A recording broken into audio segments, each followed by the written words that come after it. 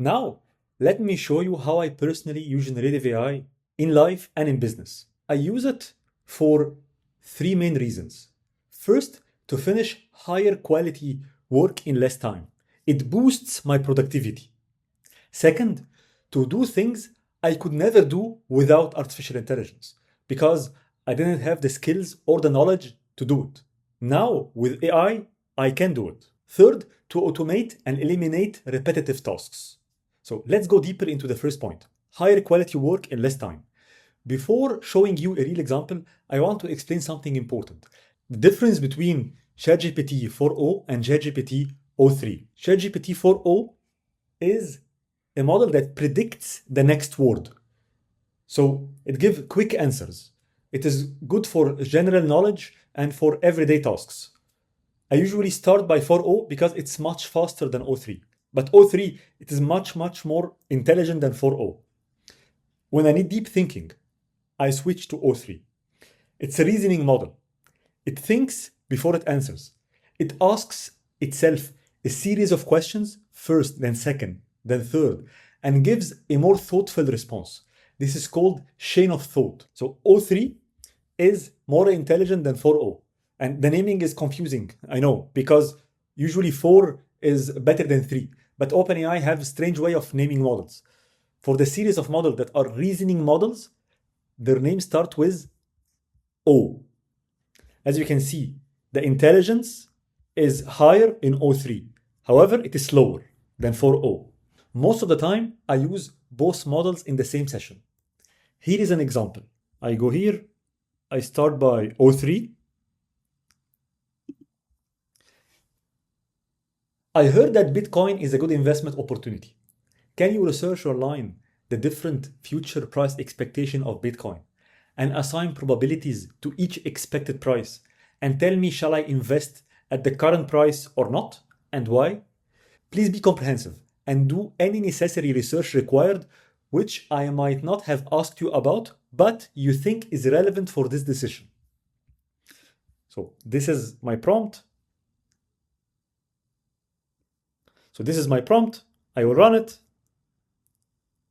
So it took its time, make some research, and then it gave me the answers. Looked at some sources, what are the forecasts of every source, and then using this data, it made some price predictions and what's the probability of each price, and then giving me some investing advice and providing the sources.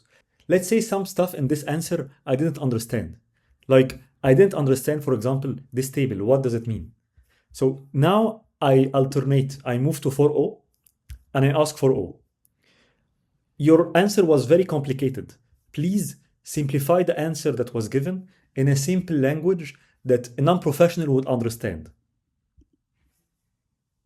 Then now 4o will help me understand what O3 have provided because O3 is super intelligent, more intelligent than me. I didn't understand what it was saying. So 4o usually simplify the stuff for a regular person. Now 4o is explaining it in an easier way. Now let's take a more sophisticated example. Using deep research. Let's say I want to start an electric vehicles charging station network in London. And I want to know where to locate those charging stations in different locations in London. Either I pay a research company hundreds of thousands of dollars to give me the answer, or I recruit people that will take weeks or months and I will pay them a lot to answer me, or I use deep research. So I will start first by asking the Gen AI to help me write the prompt. Then after the prompt is ready, I will give it to deep research. Why? Because deep research usually takes 30 minutes. So I don't want to give it a prompt and after 30 minutes I discover I forgot something. So I use 4o to create the prompt. I am launching a network of electric vehicle charging stations in London. I want to identify and prioritize the best locations to install these stations. Please help me by ranking the districts and specific streets in London from best to worst in terms of the suitability for electric vehicle charging stations. For each top ranked location, I would like the district name, a suggested street or area, and if possible, the GPS coordinates. I want you to craft a comprehensive prompt that I can give to a language model to perform this analysis. This prompt should include the most important criteria to consider when selecting charging station locations and any elements required to ensure the research is accurate and useful. So this is my language, my instructions, and I gave it to ChatGPT 4o to write for me the prompt. So it's run for me the prompt. Usually I copy paste the prompt, I copy paste it, I open a new session, I use O3 because I need really the most intelligent model. I open Deep Research, I paste it, and I run it. I already done this, and here it is. The answer is really good, very well detailed, very logical.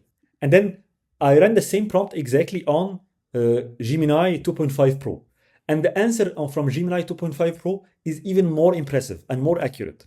It has created a table having the districts, the streets where it is recommended to install the electric vehicle charging stations, and it even gave a score to each area. And this scorecard is very complex and complicated. It included the electric vehicle ownership, it gave it 20% weight, the traffic 20% weight, and so on and so forth. So it's very useful. And usually after I get the answer from Gemini, I take it, I give it to ChatGPT, I will tell it, please check it for accuracy and correctness. Find mistakes here. And take the answer from ChatGPT, the original answer, and give it to Gemini and tell it, please check for correctness and accuracy. Usually after these two steps, so each model generating their own answer and then giving the answer of each one to the other model to check accuracy and correctness, usually the amount of error at the end is really small, less than 1%. And this is my job. This is the job of the human to audit, to check what is the mistakes, to correct them. So this is how I use Deep Research. I hope it's useful. Now another Gen AI model that I use a lot is Grok. I use it when other models refuse to answer me. Other models are very sensitive. If I tell ChatGPT or Gemini to create an image of Trump in a sumo match, they will refuse. But Grok accepts. Also, Grok is very creative. When I need high creativity, I ask Grok. Third use case for Grok is when I need update on current events. It is connected to X, so it have near real-time data. Finally, I want to share some prompting lessons I learned. 1, interrogate first, answer later.